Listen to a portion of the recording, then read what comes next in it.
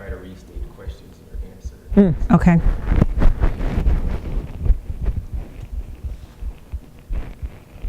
All right, so if you wouldn't mind just first saying your name and spelling it out for us, please. My name's Debra Clark, Debra Clark. And when and where were you born? I was born in Washington, D.C., but lived most of my life here on the Eastern Shore. I was born in 1954. And for how long did you attend Salisbury Normal School? Campus school, I attended from 1959 until 1962, so 3 years, kindergarten, first and second grade. Can you tell me about your favorite year? Kindergarten. Yes, it was fun. We had all kinds of different areas in the kindergarten room, which was really quite large. It was probably, I'd say, at least 1.5 to 2 times larger than a regular classroom.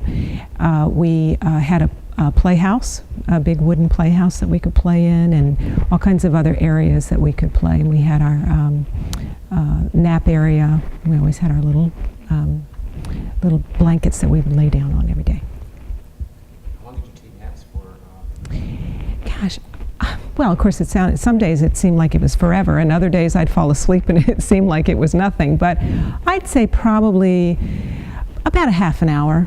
After we had snacks, we'd have to lay down at least for a half an hour. And do you remember your kindergarten teacher at all?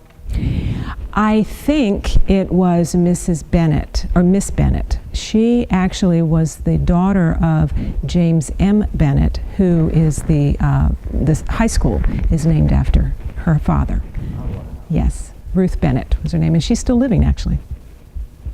Mm-hmm. So after high school, after kindergarten, things got tougher. You were confined to a desk. Yes, we were. The setup was a double desk and rows of double desks. And me being always the tallest in the class, I was always in the back of the room. Do you remember how tall you were? Gosh, no. But at least a foot taller than everybody else, seriously. At least a foot taller. And you mentioned that you and Pauline Real have had a sort of a close relationship. Mm-hmm. You mentioned that she sat next to you when Yes. you were sitting in the back of the class. Yes. Do you mind telling me that story? Sure. Miss Pauline Ryle was the principal of the school. She originally was a teacher there, and then she became principal, and she was principal for probably 20 years. She was a little on the scary side. She would always stand at the end of the hallway whenever we would be assembling or moving off to an assembly or something like that. And she was a little on the scary side.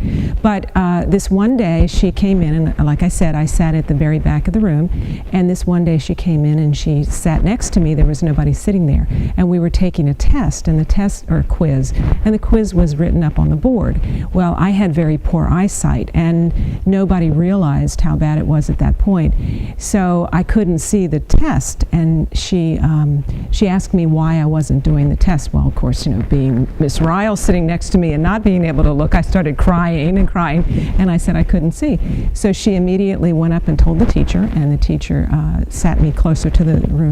And then at the end of the day, she met my mother outside and told her that I needed to go get an eye exam. So definitely helped out a lot in the future. Yes, she was really a very nice person. But when you're 4 years old, she's scary. She's scary. You mentioned that even in kindergarten, you were allowed to participate in something called the May Day ceremony. Yes. Mm-hmm. Can you tell me about that? Mm-hmm. Back then, it was a really big deal. In the college itself, there was a May Day Queen picked and her May Day court, just like you have in homecoming. And on May 1st, we would have the May Day celebration out in front of Holloway Hall. And we would always be able to go over and watch. And some students would participate different ways. I didn't. I just got to watch. But we had the regular May Day pole where the girls would twirl and weave the string or the big sash around the poles, and we had all kinds of things at the thing. We had food and everything else and games. It was fun. It said that you have multiple college degrees. You've been to Salisbury. Let's see, from it was 1976, 1997. Mm-hmm. You attended school in 1959. Mm-hmm. Can you tell me about how Salisbury has just kind of evolved over all these years? The university? Or just Or this- the university town? in both is kind of... Well, as far as Salisbury University evolving, of course, when it's you wouldn't recognize it except for Holloway Hall, and this building is probably, and maybe one of the dormitories, but that's about it. At the time when I was going to school here, you could drive through campus from Camden Avenue all the way over to Route 13. And it was right next to Carruthers Hall, and it went to the south of Holloway and to the north of Carruthers. So my parent, or my mom, or whoever brought me to school, would always come down Camden Avenue and drop me off and then keep going on Route 13 to do her errands or whatever. So the campus itself, of course, is so incredibly different, even different from when I was here for my first degree in '97. Fulton was not here. Well, of course, Henson wasn't here to ETC, so there wasn't a whole lot. The library was here, and of course, Carruthers has always been here. The city, to the south of the university, was all orchards owned by the Allen family, and they sold, or they gave, a lot of the area where the Commons building is and some of the other buildings south, they gave that property to the university. So as far as the area around the university, they've slowly bought the properties around it so they could expand across College Avenue and then also across Camden Avenue. And the town itself is 3 times the size. So, can you describe life on the Eastern Shore in the time that you were attending a normal school? it was extremely rural, all farms. Purdue Farms was here, Dresser Industries was here, the university was here, hospital was here. Other than that, it was just little neighborhoods. It was quiet. At the time when I was attending here, I lived in Fruitland, and which was even more rural than here. There was probably 3 streets, literally, in Fruitland. Salisbury was. It was a drive to come up to Salisbury, but everything was here. All the shopping and everything was in this area. Route 13 was 2 lanes, not 4 lanes like it is now. When I was really small, Route 50 didn't even go through town. It was extremely small. So that's okay. That's okay. I remembered to turn mine off, which was lucky.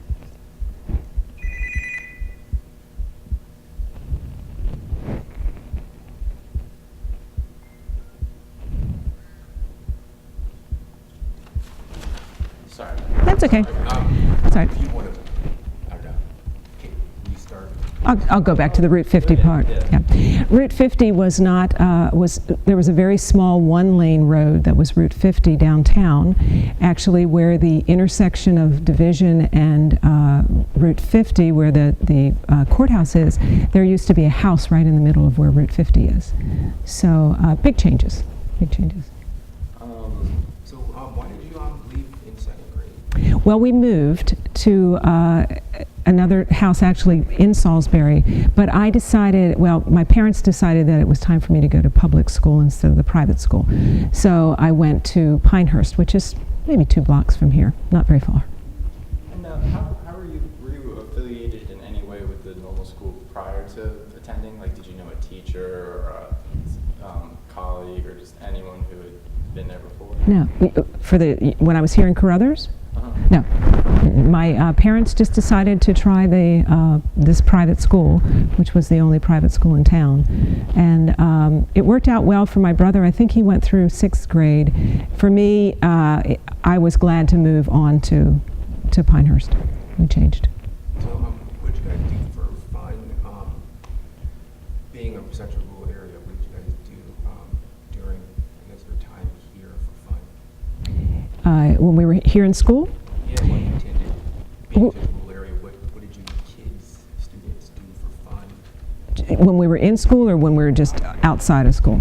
Well, when we were in school, we had constructed play. Of course, in kindergarten, you were constantly playing. That's pretty much all you did. But we were learning, but they all made it look like play. When we got into 1st and 2nd grade, then we would have to go to recess. We had structured time. We didn't have as many breaks as they do now with children in classes. We would go for 2 or 3 periods in the morning, say from 8 o'clock until about 11 before we would have a break. And then we would go out and play, and then we would have lunch and then come back for the rest of the afternoon. It sounds harder than my day here. Yeah, it is. It is. It was hard. Ed, do you have anything to add? Well, what were your classmates like? Do you remember anything special about the classmates? Well, I think it's sort of the same as nowadays in school. You had your little groups. We had the really rich little girls that had their group, and then some of us that weren't as rich. Well, we weren't rich at all, but we had, it was really a hierarchy as far as class was concerned. And then you had the few that were the outsiders, just like everybody else. But I followed a few of those girls through school all the way through high school, so it was nice to still have friends all the way through. Did like social economic differences make any difference inside school, other than just like groups and cliques? Yeah, you saw more upper class kids in this school because it was private, and back then you didn't have as large of a higher class, I guess, as you'd say. We were middle class. We were definitely not higher class. So yeah, it was a big difference, stratus from the really rich kids to the not quite so rich kids. So were you part of the campus school kids that played in the garden behind Holloway Hall? Yes, I remember going out there and planting and working a little bit. Not much because I was young, because I was only in first and second grade. They waited for the older, more responsible kids. But we did go out. I do remember the garden. I think that's it. We really do appreciate it. Sure. Got it? Yeah. Okay.